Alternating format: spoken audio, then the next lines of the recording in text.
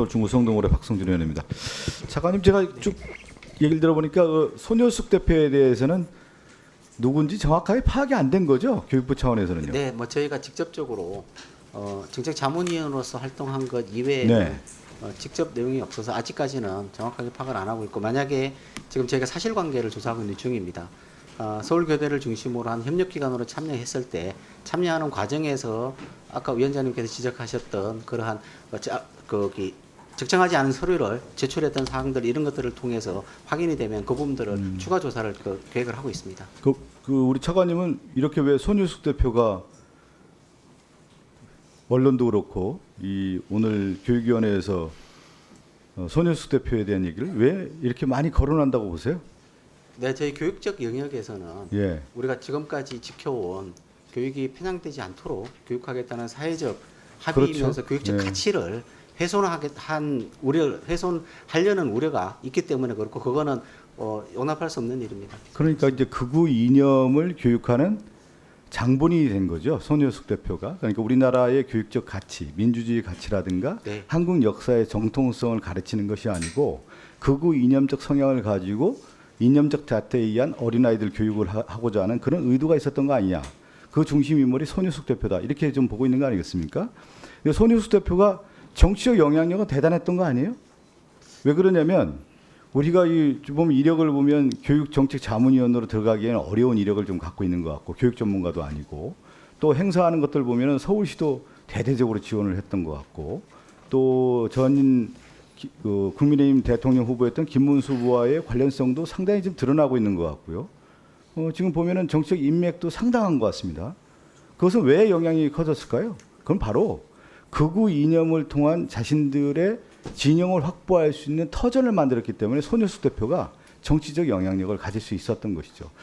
그런데 저는 오늘 교육위원회에서 리박스쿨과 관련된 현안질을 했을 경우에는 저는 차관님이 이미 알고 있어야 되는 거죠. 손효숙 대표가 어떤 사람이고 어떤 관계고 어떻게 됐는지에 대해서 오히려 저희들에게 브리핑을 해주는 것이 마땅하다. 그리고 오늘 진선미 의원도 그 얘기를 했잖아요. 아니, 손효숙 대표가 관련된 늘봄 학교에 강사 자격증을 하는데 그 딸입니까? 딸이 그 대표로 있었다는 거 아니에요? 한국 늘봄 연합회 했다라고 하는 것은 자신들만의 리그전을 펼치고 있었던 거고, 그것은 누가 보호를 해줬냐? 정치적 뒷배가 있었던 것이죠. 그 정치적 뒷배가 있는 건데 그 뒷배가 왜 작용을 했을까? 그것은 리박스쿨이 우리가 이름도 참 생소한데 여론 댓글 조작을 하는 전위부대 역할을 했기 때문에 그런 거예요. 자선군이라고 하는. 자유손가락 군대 들어보셨어요? 우리 네, 차관님? 말은 들어봤습니다. 저는 이 자유손가락 군대라고 하는 표현을 보고 이게 어떤 의미인가 봤더니, 저 차관님도 역사에 대해서 관심 많고 우리나라 교육에 대해서 관심 많을 텐데, 이게 전체적으로 보면 이 전체주의 교육에 관련된 사람들의 생각과 비슷해요. 이 전체주의라는 게 뭐냐면 갈라치기 이데올로기가 존재하죠. 항상 그래서 이데올로기를 강조합니다. 전체주의라고 하는 것은. 그리고 또 하나가 뭐냐면 이 이데올로기를 강화하기 위한 국가 동원 체제를 형성해요. 그래서 나치즘 같은 경우는 이 인종주의라고 하는 이데올로기 강요하고 거기에서 국가 동원 체제라고 하는 돌격대를 만드는 거 아닌가요? 나치즘 돌격대. 네. 그리고 또 하나가 뭐냐면 전체주의는 비밀 경찰을 항상 유지를 합니다. 그리고 또 하나가 이것이 건전한 사고를 방해하기 위해서 언론을 통제하는 것들이죠. 그래서 이 전체주의의 기본적 틀을 갖고 있는 건데, 이걸 보면은 윤석열 정권에서 특징이 뭐냐면 이데올로기적인 갈라치기를 했어요. 공산 전체주의를 어느 날 막 얘기하기 시작하고, 그러면서 극우 유튜버를 동원합니다. 그게 국가 동원 시스템이죠.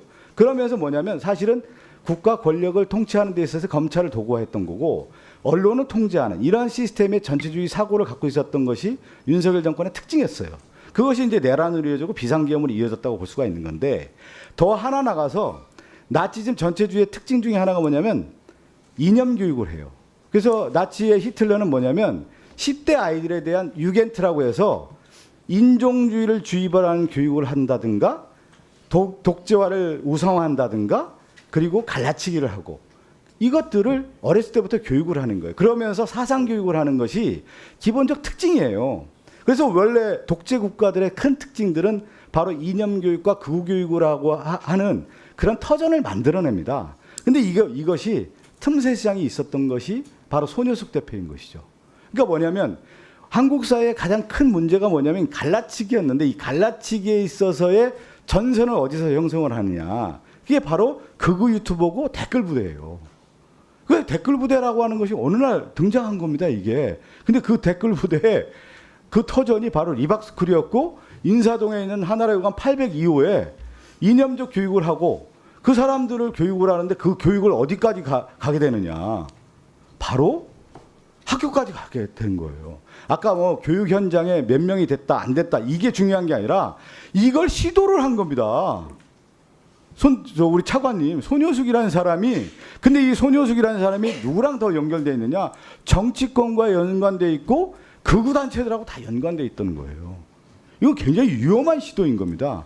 그러니까 우리가 한국 사회의 민주화와 더불어서 세계 10대 강국을 이뤘었던 가장 근본적인 이유는 사상적 자유화예요. 사상을 자유화하고 건전한 토론을 하게 하고 그거에 대해서 하나의 이념적 잣대를 제공하지 않는 건전한 교육을 했기 때문에 여기까지 온 건데 이 손효숙이라는 대표는 그러한 역작용을 이용한 갈라치기 교육하고 극우 이념을 교육하고 여론 조작을 하고 이런 전위부대를 만들었던 대표적인 사람입니다. 그런데 이거를 오늘 보니까 교육부 차관께서 전혀 이 사람에 대한 내용에 대한 검토가 별로 없었다라고 하는 것은 큰 문제인 것이죠. 저는 이게 이제 수사가 분명히 들어가는 거 아니겠어요? 그러니까 그 부분은 예. 수사가 진행되고 있기 때문에 저희는 우리 그 넓음과 연계되어 있는 영역에 있어서 지금 제기되는 문제를 중심으로 보고를 드리고 그러니까 있습니다. 제가 말씀드리는 게 늘봄의 영역이 10명이냐 20명이냐 1명이냐가 중요한 게 아니고 이것을 시도하고자 하는 것이 이미 늘봄 교육이라고 하는 하나의 터전을 가지고 시도를 해서 강사 교육을 했던 거예요. 그래서 이건 뭐냐면 극우 이념 교육에 한 전체주의 교육의 토대가 된 겁니다. 이거는 교육부에서 엄중한 조사를 해야 되는 겁니다. 예. 그리고 그들이 했던 거 아니에요. 이 연관성에 대한 것들을 조사를 이미 해갖고 와가지고 오늘 말씀을 드리는 것이 차관으로서 여기 지금 우리가 다 의원님들 이렇게 얘기하고 있는데 손효숙에 대해서 전혀 조사를 하고 저희보다 조사가 안 돼 있는 거 아니겠습니까? 저는 그 문제를 지적하는 겁니다.